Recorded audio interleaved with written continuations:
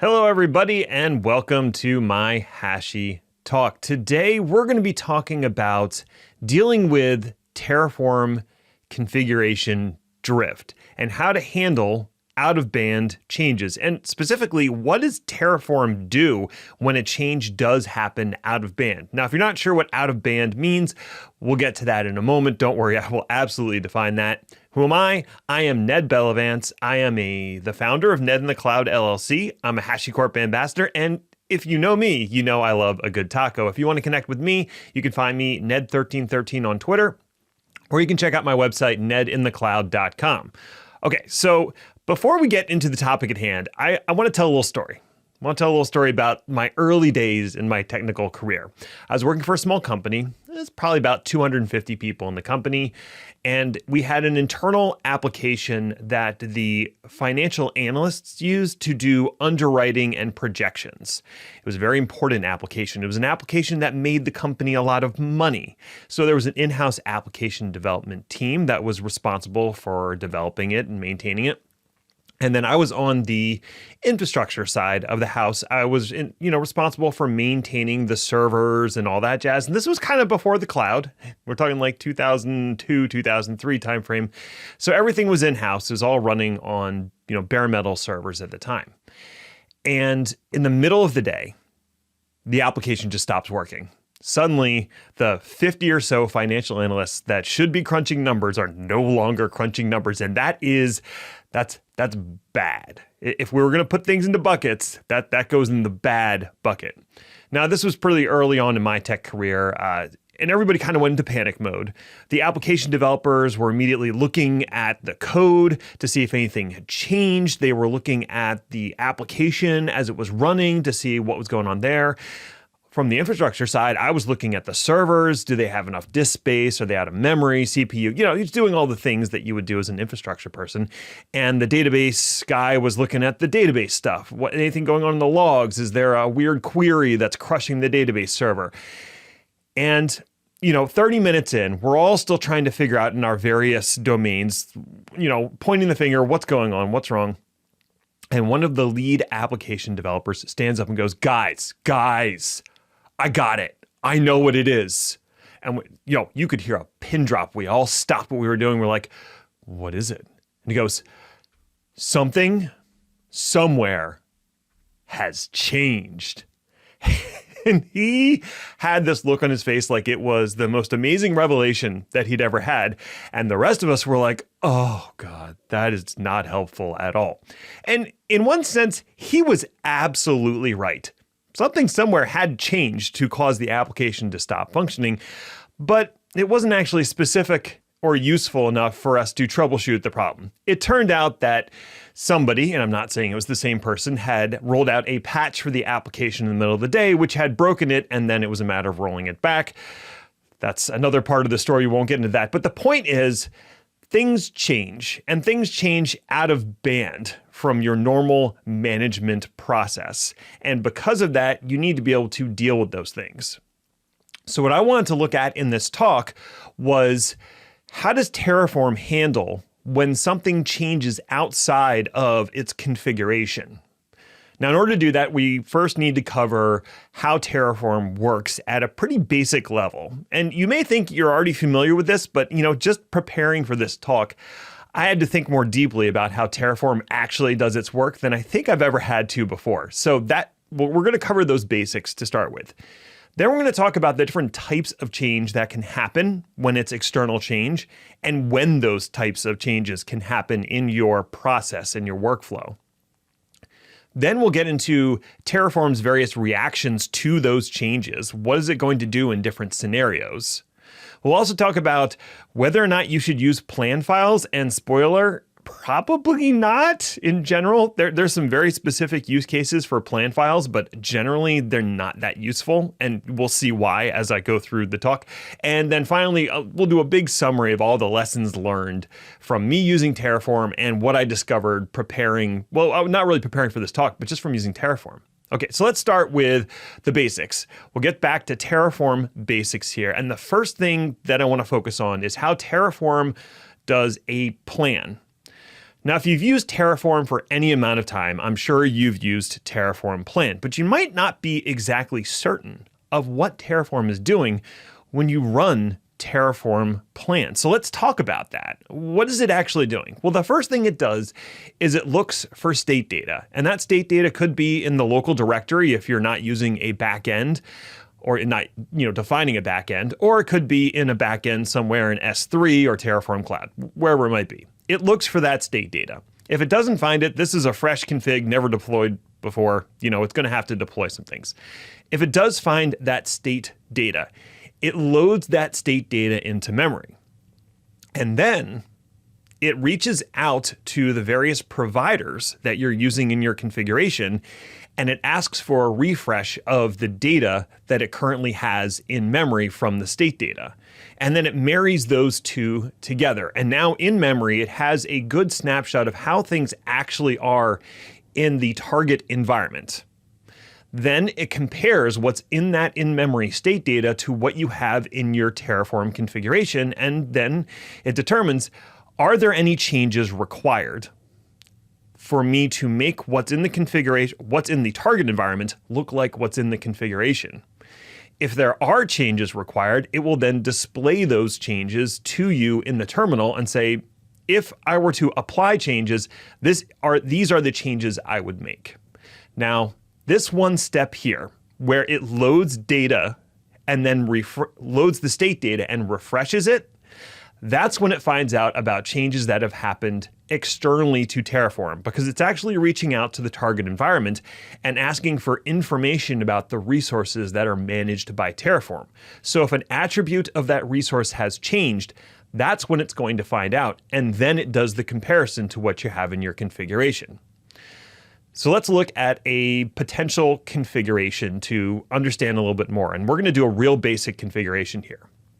This is an Amazon Web Services VPC that we're deploying, and we're supplying it with some arguments. We're giving it a CIDR block. So this is the block of IP addresses assigned to the VPC. We're enabling DNS hostname resolution, and we're giving it a name. We're calling our VPC TacoNet, which is probably not surprising if you're familiar with me. So what happens on the target environment when we actually deploy this configuration? Well, in the target environment, Terraform uses the AWS provider and creates a VPC. Now, when that VPC is created, it's going to use the arguments that we specified in our configuration block, but it's also going to have some new attributes generated that come from the provider, come from AWS. AWS is going to assign that VPC a unique ID, a globally unique ID that can be used to refer to that VPC. And then Terraform takes that information, that attribute, and it adds it to the state data. So if we were to look at our state data after we have deployed this configuration, and this is a truncated listing of all the different attributes that are in there, two pieces of information you would notice are the ARN and the ID. Those are unique identifiers for this VPC. So really, what's in state data is a mapping of the resource as identified by Terraform, which would be AWS VPC.vpc. That's how Terraform thinks of this resource. And then the actual resource in the target environment with a unique identifier, which is probably either going to be the ID or the ARN. I don't know exactly which one Terraform uses to marry the two together, but this is how it uniquely identifies a resource that it's managing. Okay, so going back and looking at the configuration, I did mention that we are supplying Terraform with some arguments in our configuration block. And if you want a full listing of all the arguments that are available for a VPC, you can look in the documentation, and it has a lot of potential arguments. One thing you'll notice is the arguments that I'm showing right now are all optional, and some of them have a default value for them, and some of the optional arguments have no default value. So there's really three different kinds of arguments that you can pass in a configuration block, or that exist for a resource. There's required. These are arguments that you have to give a value for in the configuration block, or Terraform's going to throw an error and say, hey, you didn't give me this information, I can't create this resource. The next one is optional with a default value. So if you don't provide an explicit value to that argument, Terraform is going to fill one in for you. And then the last one is optional with no value. So if you don't explicitly specify a value, Terraform's not going to supply a value to the API, the AWS API that's creating that VPC. It's just going to leave that blank, and AWS will do whatever it does when it creates that resource. And then that information will be written back to state data. So the reason I'm drawing this all out is because it's very important to understand the different types of arguments, to understand what Terraform is going to do when something changes external to your configuration. Now, the next step after a plan is going to be Terraform apply. And just a quick refresher on what Terraform apply does. Well, it's going to typically run through the full plan process all over again and get right up to that display planned changes portion of things. And then it will prompt you to confirm. If you want to skip the prompt, you can use the dash auto apply or auto approve flag, and it'll just skip that and go right to making the changes in the target environment. Once those changes are made, it will write the updated information to the state data and save that state data to wherever you're storing that information. Could be the local file, could be whatever backend you've defined. An important thing to understand is that the state data the state data that's sitting on disk doesn't actually get updated during the plan. It only gets updated during the apply. Now, there is another option for Terraform apply, and that is if you specify a plan file. So when you run Terraform plan, you can output the changes it plans to make to a TF plan file. And then you can pass that TF plan file to the Terraform apply stage, and it will make the changes that are outlined in that plan file, which means it's going to skip the entire plan process and go straight to making the changes. Now, it does do a sanity check first and make sure that the state data version, as it was when the plan file was written, still matches up to the state data version that is current. That way you can't apply a stale TF plan file to Terraform apply. But beyond that, it's just going to apply your changes and roll on its merry way and update the state data wherever you've located that. So hopefully that all makes sense. Those are the Terraform basics. I know this might be a little review for some of you, but this is really important to figuring out how we are going to deal with out-of-band changes. Now, the first thing that I'm going to say is, in an ideal world, all changes should be made in Terraform. Any resources you're managing with Terraform, all the changes should go through Terraform. But you know what? We don't live in an ideal world. Sometimes things break and you need to fix it right away, and you don't have time to go through your infrastructure as code process. You really should, but sometimes you don't. So you have to make a change out of band. Or an admin doesn't realize that everything's managed via Terraform and they make a change through the console or the CLI. External change happens. Now, I want to break things down into two types of resources that might exist in your target environment. There's managed resources and non-managed resources. Managed resources are resources that are defined in your Terraform configuration. If you define those resources either directly in the root module or in one of the child modules, that is a managed resource by Terraform. It has a mapping from the resource address in the configuration file to the state data to the target environment. Non-managed resources are not managed by Terraform. They're not in the configuration. What do I mean by that? So changes can happen to non-managed resources, and that is a resource that is in the target environment, could be in the same AWS account, could even be in the VPC that you're managing. The non-managed resource may make a reference to something you're managing, but you're not actively managing that thing with Terraform. So let's take an example. Let's say we have a VPC configuration, and on top of that, we're also generating a single subnet in that VPC. So that is what those two things are now managed by Terraform. Let's say Barry the bad admin strolls in one day and hears that we need a second subnet in that VPC. And he goes, oh, I know how to do that with the AWS CLI. I'll just go ahead and bang that out. And he creates a subnet in the VPC with the AWS CLI. Now the question is, what will Terraform do when we run Terraform plan? Think about it for a second. What do you think it's going to do?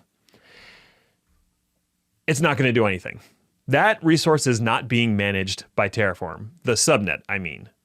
And even though it's using the VPC that we created with Terraform, that doesn't matter. Terraform has no knowledge of this subnet, and frankly, it doesn't care. So changes to a non-managed resource, Terraform's not going to do anything about. Now, what about managed resources? When it comes to managed resources, we can think of two different kinds of attributes that a change could occur on in a managed resource. There's a managed attribute and a non-managed attribute. What do I mean by a managed attribute? Well, just like a managed resource is something that we've defined in our Terraform configuration, a managed attribute is an attribute that we've defined with an argument and a value explicitly in our configuration, or it's an optional argument that has a default value. So Terraform is managing it, even though we didn't explicitly tell it what that value should be. It has a default value. So let's go back to our VPC configuration. If we take a look at the attributes of our subnet 1 that we created, you'll notice one of the values in here is map public IP on launch, and it's set to false. Now, if we go back to the configuration, we didn't define that argument anywhere, but that is an argument that has a default value of false. So when Terraform did the configuration of this resource, it set that value to false. Now let's say Barry the bad admin strikes again, and he goes in and someone tells him, hey, we need the subnet to map public IPs on launch. And he just goes in and modifies the subnet attribute to set map public IP on launch. What is Terraform going to do if we run Terraform plan? Well, the answer shouldn't surprise you. What Terraform is going to do is it's going to pull the state data in, right, into memory, and then it's going to refresh the values from the target environment, and it's going to see that map public IP on launch is now set to true in the target environment. And looking at the configuration, it should be set to false. So the plan is going to tell us, I need to change this attribute from true to false. So if you have a managed attribute, whether you explicitly define it in the configuration or it's implicit from the default value, Terraform will find that that attribute has changed and it will revert that change. It will overwrite that change to the desired value. Now, what about a change to a non-managed attribute? Now, what do I mean when I say a non-managed attribute? This would be an attribute that doesn't have a value explicitly defined with an argument, and it does not have a default value for that argument, even if we don't say it. So for this, we're going to have to switch to a different resource type. We're going to look at an EC2 configuration. Now, in the EC2 configuration, we're defining the AMI for it to use, the instance type we want to spin up, the subnet ID it's going to live on, and some security group IDs, all good. If we look at the state data for this item, in the state data, it has an attribute called secondary private IPs, and that's set to an empty list. Now, secondary private IPs is not an attribute that has a default value. So when we submit this to the AWS API to create the resource, it creates it with an attribute that's set to empty, and then Terraform brings that value back into the state data. That's where that information comes from. Now, what happens if Barry the bad admin goes in and manually adds a secondary private IP to that EC2 instance? What is Terraform going to do about that? Well, it's an interesting thing, because when Terraform refreshes the state data from what's in the target environment, it's going to see that a change occurred. It's going to see, before you were telling me that the secondary private IPs was an empty list, and now there's an entry. I don't need to revert that because I don't have a default value for that, but I will acknowledge that something has changed and not do anything about it necessarily. Now, you do have some options here. It's going to send up a warning and say, hey, this object changed outside of Terraform. It now has a value in this particular attribute. I'm not going to do anything. There's no changes required, but I'm going to keep telling you about this until my state data reflects what's in the target environment. You can run what's called a Terraform apply refresh only. And what refresh only does is it gets the refresh information from the target environment and it updates the local state data that's on disk with those values. So it would actually update the state data to reflect this new value in a non-managed attribute. So you could do that, but Terraform's not actually going to alter anything based off of our configuration. So it sounds a little confusing, but that's what Terraform is going to do. Now let's look at one other scenario that's kind of interesting. Changes after you ran a plan and save that information to a file. So if you did run a Terraform plan and you saved the plan output to a file to run Terraform apply again later, what happens if someone makes a change between when you ran the Terraform plan and ran the apply? Let's think of a situation where that might happen. Let's say I ran the Terraform plan and I need someone to review it. So I go out to lunch and then Barry the bad admin updates something in the target environment. My change gets approved and I run Terraform apply. What's going to happen in that scenario? Okay, so let's start with what the current state is of a deployment. Let's say we're looking at our AWS instance again, and the size for that is set to T2 micro. And I've been told by management, we want to make this bigger. We want to go with T2 medium. And so I'm going to run a Terraform plan, and I'm going to set the variable instance type to T2 medium. And I'm going to send the output of that Terraform plan to medium.tfplan. Now, fun trick, little aside here, you can't actually view the contents of the TF plan as it is written to disk, but what you can do is run Terraform show-json and feed it that TF plan file, and it will convert it to JSON for you. And then you can use JQ to pretty it up a little bit so you can actually read through it. It's extremely verbose, so there's a lot of information in there. But if you ever want to know what's in the actual TF plan file, that's how you do it. Okay.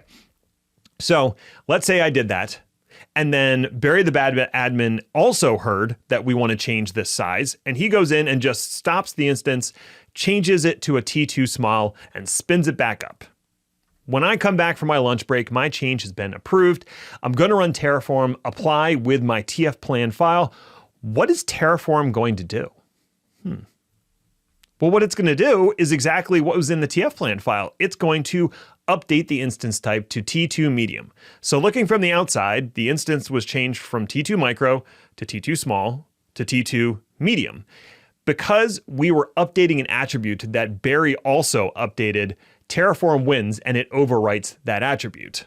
It updates the instance size to T2 medium. However, if he had updated an attribute that we were not changing in our plan file, that attribute would remain that changed state until the next time we ran Terraform apply, because Terraform would then refresh the state data, look at the target environment and go, oh, well, that changed. I need to fix that. Okay, so to summarize, what have we learned here? Well, the first thing we learned is that all your changes should really be happening in Terraform. You gotta stop Barry the bad admin from going into the console or the CLI and making changes directly. Some people have gone so far as to make the console read-only and the CLI read-only, and all changes have to go through the Terraform process.